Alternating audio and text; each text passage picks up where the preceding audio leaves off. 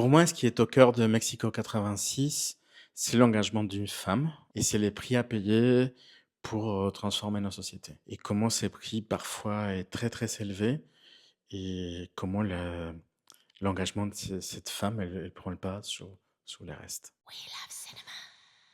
Maria est une militante guatémaltèque qui part en exil au Mexique en laissant son fils encore bébé. C'est une militante révolutionnaire. Il faut imaginer qu'elle est face à une dictature militaire qui la pourchasse même en exil et qu'elle continue à avoir cet activisme et qu'elle l'amène jusqu'au bout. Même en exil, elle continue de travailler pour l'organisation. Donc elle a une double vie et c'est à ce moment-là que son fils débarque dans sa vie. Elle doit mener cette vie militante avec des actions, des personnages et cette vie parallèle avec le fait concret d'avoir un enfant à la maison et devoir gérer problématiques d'école, d'état d'âme, et puis un enfant qui peut commettre des erreurs qui peuvent coûter la vie d'elle et d'autres militants. Je dirais que Mexico 86 c'est un thriller politique avec une histoire familiale au cœur. On va dire que j'ai enveloppé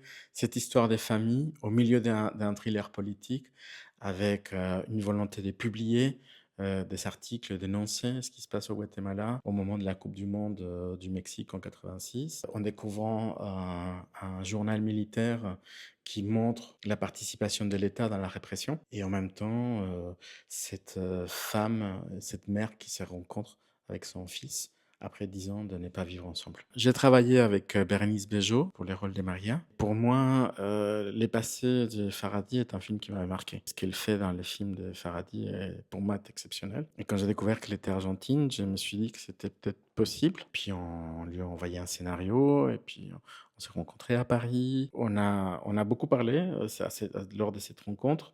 Et puis on a décidé de faire les films ensemble. Et petit à petit, on a créé ces personnages de Maria en ramenant les particularités de la lutte guatémaltèque, parce que c'est pas la même chose l'Argentine que le Guatemala, parce qu'il y a quand même une lutte armée qui est différente, une brutalité qui est différente aussi. Donc voilà, elle a passé tout l'été à réviser, et puis quand elle est venue au Guatemala, ben, on a beaucoup travaillé pour créer non seulement cette Maria, mais aussi les autres personnages qu'elle joue. Donc, qu'on avait des prénoms et on avait des looks pour chacune, pour ne pas se tromper et pour pouvoir les construire et qu'elles soient vraies. Les scènes d'action étaient les plus gros défis du film parce que je ne les avais jamais fait et parce que c'est compliqué. C'est compliqué d'autant plus que ça se passe dans les années 80. Pour faire une scène d'action, ben, il fallait vider toute une rue, pour remettre des voitures, pour que ça soit des voitures d'époque. Et surtout, j'avais jamais imaginé que ça pouvait être aussi court en fait. En fait, on fait un tir et on coupe. On fait un autre tir et on coupe. Moi qui ai l'impression de faire des longues prises et laisser les comédiens jouer, etc. Pour moi, c'était un peu dur. C'était, ok, on coupe, hein, on coupe. Et donc j'ai appris comment on fait. Plutôt après, j'ai compris pourquoi un James Bond, ça prend 3 ans à sortir. On va se faire.